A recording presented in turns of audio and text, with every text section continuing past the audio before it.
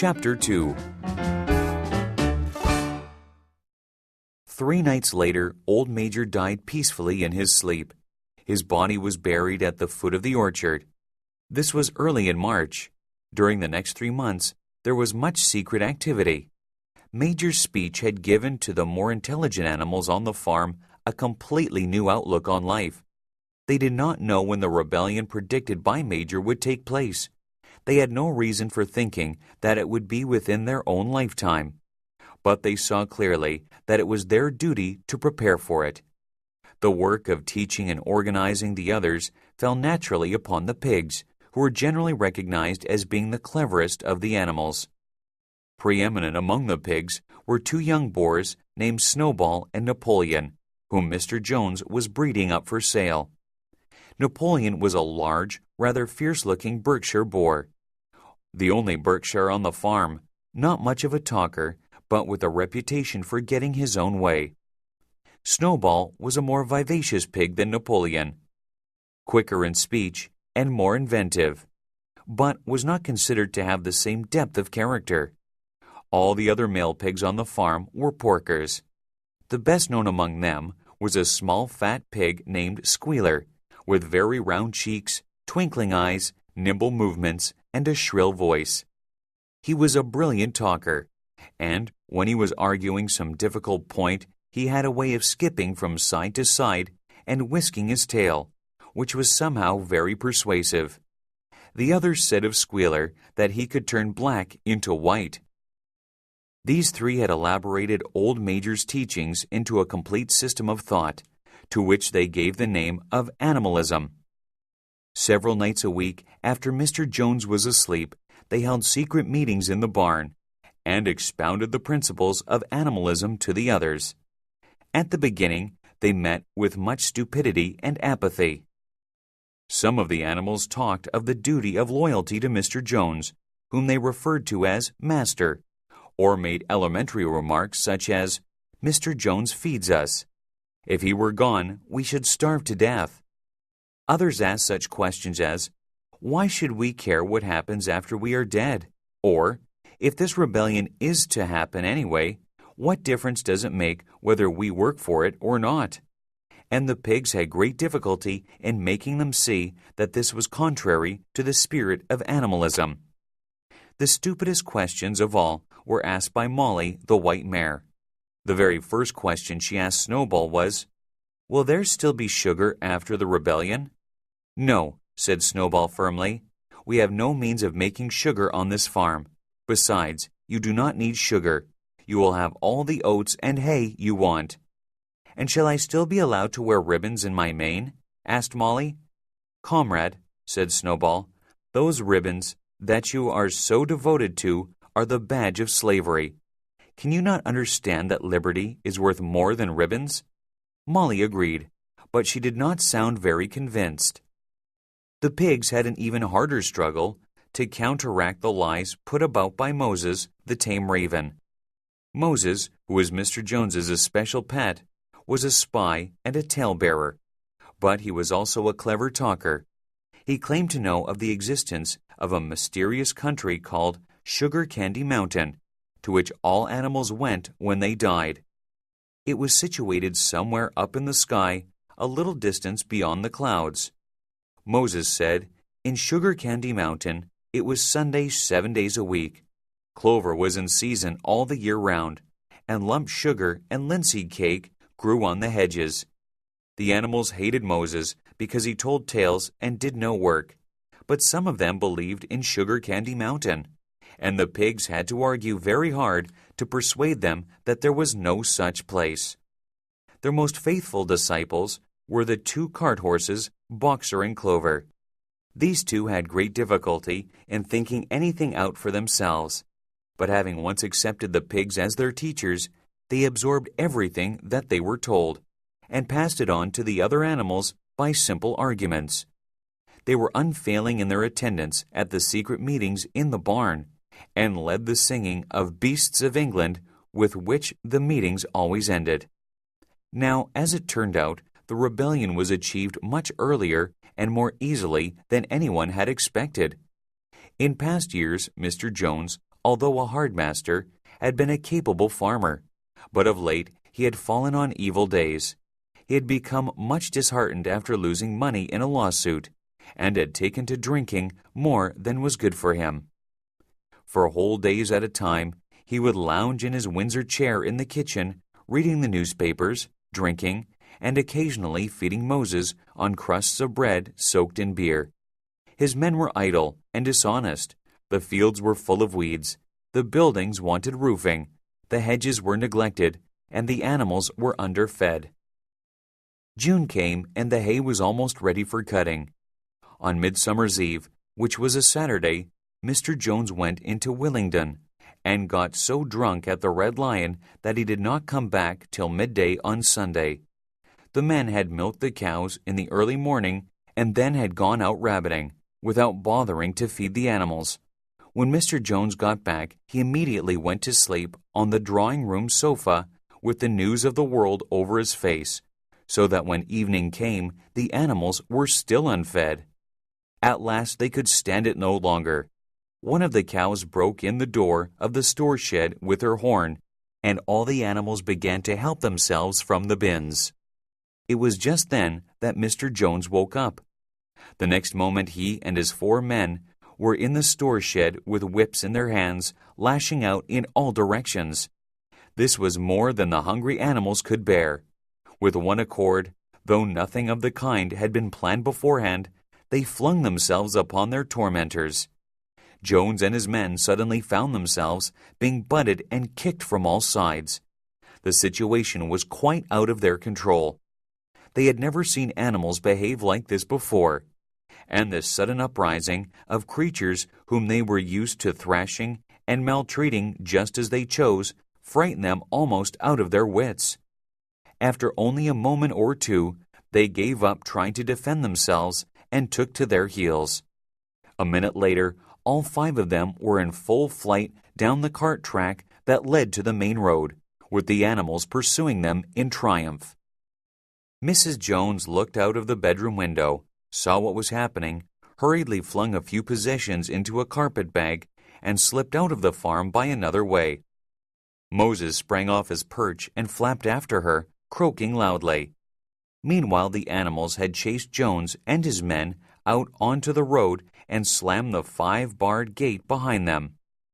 And so, almost before they knew what was happening, the rebellion had been successfully carried through. Jones was expelled, and the Manor Farm was theirs. For the first few minutes the animals could hardly believe in their good fortune. Their first act was to gallop in a body right round the boundaries of the farm, as though to make quite sure that no human being was hiding anywhere upon it. Then they raced back to the farm buildings to wipe out the last traces of Jones's hated reign. The harness room at the end of the stables was broken open. The bits, the nose rings, the dog chains, the cruel knives with which Mr. Jones had used to castrate the pigs and lambs were all flung down the well. The reins, the halters, the blinkers, the degrading nose bags were thrown onto the rubbish fire which was burning in the yard. So were the whips. All the animals capered with joy when they saw the whips going up in flames. Snowball also threw onto the fire the ribbons with which the horses' manes and tails had usually been decorated on market days. Ribbons, he said, should be considered as clothes, which are the mark of a human being. All animals should go naked. When Boxer heard this, he fetched the small straw hat, which he wore in summer to keep the flies out of his ears, and flung it onto the fire with the rest. In a very little while the animals had destroyed everything that reminded them of Mr. Jones. Napoleon then led them back to the store shed and served out a double ration of corn to everybody, with 2 biscuits for each dog. Then they sung Beasts of England from end to end 7 times running, and after that they settled down for the night and slept as they had never slept before. But they woke at dawn as usual, and suddenly remembering the glorious thing that had happened, they all raced out into the pasture together. A little way down the pasture there was a knoll that commanded a view of most of the farm. The animals rushed to the top of it and gazed round them in the clear morning light. Yes, it was theirs. Everything that they could see was theirs. In the ecstasy of that thought, they gamboled round and round. They hurled themselves into the air in great leaps of excitement. They rolled in the dew. They cropped mouthfuls of the sweet summer grass. They kicked up clods of the black earth and snuffed its rich scent. Then they made a tour of inspection of the whole farm and surveyed with speechless admiration the plowland, the hayfield, the orchard, the pool, the spinney. It was as though they had never seen these things before, and even now they could hardly believe that it was all their own. Then they filed back to the farm buildings and halted in silence outside the door of the farmhouse. That was theirs too, but they were frightened to go inside. After a moment, however, Snowball and Napoleon butted the door open with their shoulders, and the animals entered in single file, walking with the utmost care for fear of disturbing anything. They tiptoed from room to room, afraid to speak above a whisper, and gazing with a kind of awe at the unbelievable luxury, at the beds with their feather mattresses, the looking-glasses, the horsehair sofa, the Brussels carpet, the lithograph of Queen Victoria over the drawing-room mantelpiece. They were just coming down the stairs when Molly was discovered to be missing. Going back, the others found that she had remained behind in the best bedroom. She had taken a piece of blue ribbon from Mrs. Jones's dressing table and was holding it against her shoulder and admiring herself in the glass in a very foolish manner. The others reproached her sharply, and they went outside. Some hams hanging in the kitchen were taken out for burial, and the barrel of beer in the scullery was stove in with a kick from Boxer's hoof. Otherwise, nothing in the house was touched. A unanimous resolution was passed on the spot that the farmhouse should be preserved as a museum. All agreed that no animal must ever live there. The animals had their breakfast, and then Snowball and Napoleon called them together again. "Comrades," said Snowball, "it is 6:30, and we have a long day before us. Today we begin the hay harvest. But there is another matter that must be attended to first." The pigs now revealed that during the past 3 months they had taught themselves to read and write from an old spelling book which had belonged to Mr. Jones's children, and which had been thrown on the rubbish heap. Napoleon sent for pots of black and white paint and led the way down to the 5-barred gate that gave on to the main road. Then Snowball, for it was Snowball who was best at writing, took a brush between the 2 knuckles of his trotter, painted out Manor Farm from the top bar of the gate, and in its place painted Animal Farm. This was to be the name of the farm from now onwards. After this they went back to the farm buildings, where Snowball and Napoleon sent for a ladder, which they caused to be set against the end wall of the big barn. They explained that by their studies of the past 3 months, the pigs had succeeded in reducing the principles of animalism to 7 commandments. These 7 commandments would now be inscribed on the wall. They would form an unalterable law by which all the animals on Animal Farm must live forever after. With some difficulty, for it is not easy for a pig to balance himself on a ladder, Snowball climbed up and set to work, with Squealer a few rungs below him holding the paint pot. The commandments were written on the tarred wall in great white letters that could be read 30 yards away. They ran thus: The 7 commandments. 1. Whatever goes upon 2 legs is an enemy. 2. Whatever goes upon 4 legs or has wings is a friend. 3.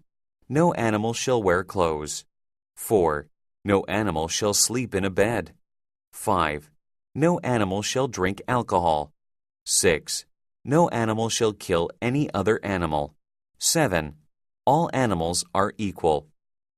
It was very neatly written, and except that friend was written friend, and one of the S's was the wrong way round, the spelling was correct all the way through. Snowball read it aloud for the benefit of the others. All the animals nodded in complete agreement, and the cleverer ones at once began to learn the commandments by heart. "Now, comrades," cried Snowball, throwing down the paintbrush, "to the hayfield. Let us make it a point of honor to get in the harvest more quickly than Jones and his men could do." But at this moment the 3 cows, who had seemed uneasy for some time past, set up a loud lowing. They had not been milked for 24 hours, and their udders were almost bursting. After a little thought, the pigs sent for buckets and milked the cows fairly successfully, their trotters being well adapted to this task. Soon there were 5 buckets of frothing, creamy milk, at which many of the animals looked with considerable interest. "What is going to happen to all that milk?" said someone. "Jones used sometimes to mix some of it in our mash," said one of the hens. "Never mind the milk, comrades," cried Napoleon, placing himself in front of the buckets. "That will be attended to. The harvest is more important. Comrade Snowball will lead the way. I shall follow in a few minutes. Forward, comrades, the hay is waiting." So the animals trooped down to the hayfield to begin the harvest. And when they came back in the evening, it was noticed that the milk had disappeared.